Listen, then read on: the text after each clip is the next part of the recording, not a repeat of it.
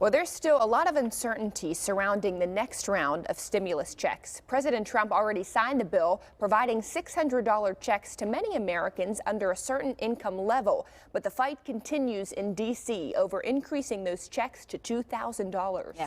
Regardless of what happens with that, many of you are about to receive some extra money from Uncle Sam in your bank accounts. And joining us live with some financial advice is Jayme Meredith from Hefren-Tillotson. Jayme, Happy New Year. Happy New Year to you. Who would have thought a couple months ago we would have survived to see the end of the year and hopefully everybody's safe and sound. Well, I'm glad. Yeah, I'm glad we're here. So let's start with people who have been hit hard by the pandemic. What are the bills or financial obligations that people should really focus on first? Well, obviously, if you are hit very, very hard from the pandemic and you face the real risk of shutdowns, shutoffs, losing rent, being evicted, you need to pay those first. If you have food insecurity, anything like that, that should be your primary focus. Now, there are other relief options that you should explore first. If you've already explored all of those options and that relief check comes and it still is the difference between losing your house, losing your apartment. Certainly, that's where that money should go. If you're a step above that, if you have somewhat financial security, but you found yourself, you've maybe dug yourself a little bit of a debt hole, well, you should use that stimulus money not to go out and buy fun things, which is very, very tempting, but maybe start paying down some of those credit cards. A lot of credit cards have very, very expensive interest rates. That $600 could save you hundreds of dollars in interest over the next couple years if you put that check towards that debt. Definitely. So focus on those really critical things and really the things that are costing you a lot of money if you don't take care of them. Yeah, and you just mentioned it, Jayme, the people that really are in an okay situation and are still lucky enough to have their jobs this year. What are some other ways other than credit card debt that they can maximize this extra money?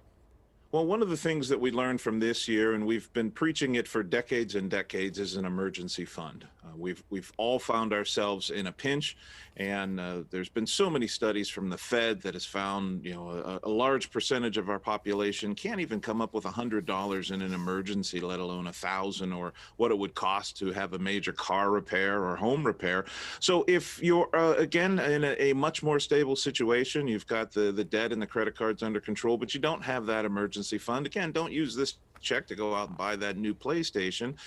Start building up that emergency. We're not out of this pandemic yet. There's still many economic issues.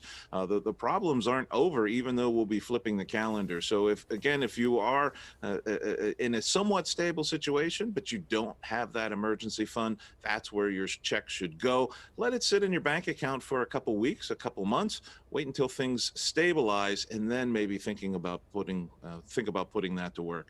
Good advice. Always that emergency fund. I know. Yeah. That's so critical, so critical. It's the difference between that debt snowball and getting yourself in a whole lot of trouble. And on the other end of the spectrum, folks that really have weathered the storm. And there's been a lot of folks, that myself included, I really have nothing to complain about. I was very, very fortunate. My company were able to do work from home and remotely, and we're able to do all the things that we needed to do.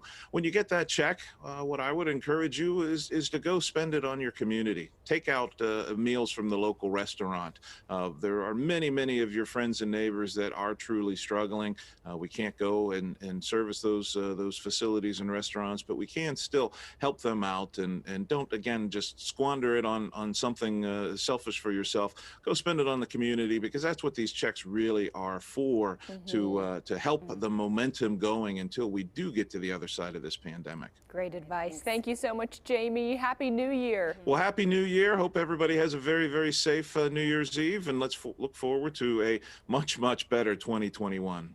Absolutely. All right, well, thank you so much. Be sure to join us this upcoming Monday in 2021 when Jayme returns for another Money Monday segment brought to you by Hefren-Tillotson. And don't go anywhere. More PTL is next, including a look at what's on tap for this holiday weekend.